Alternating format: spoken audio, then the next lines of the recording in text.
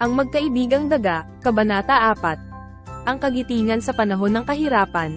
Sa kabila ng mga pagsubok na kanilang pinagdaanan, patuloy na nagtutulungan at nagmamalasakit sina Miguel at Sofia sa isa't isa. Ngunit isang araw, dumating ang isang malaking hamon na susubok sa kanilang katatagan at tapang. Isang malakas na bagyo ang dumating sa kanilang nayon, dala-dala ang malakas na hangin at malakas na ulan na nagdulot ng pinsala sa kanilang mga tahanan at taniman.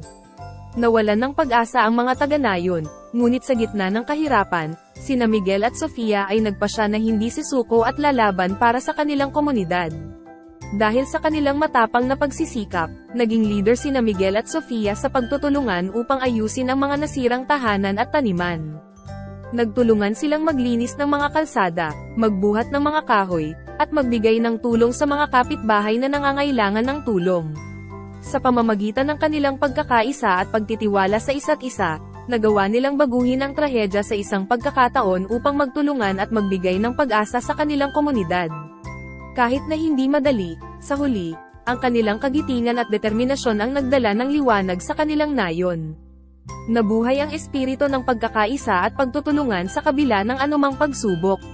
Sa pagtatapos ng araw, habang kanilang tinitingnan ang kanilang nagawang gawa, naramdaman ni Miguel at Sofia ang kahalagahan ng kanilang pagkakaisa at kahandaan na magtagumpay sa anumang hamon na kanilang haharapin.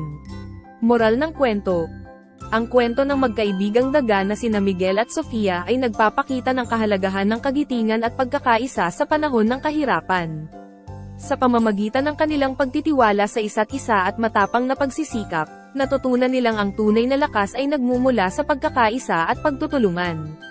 At sa pamamagitan ng kanilang kagitingan, natutunan nilang ang bawat hamon ay mayroong solusyon, basta't magtutulungan at magtitiwala sa isa't isa.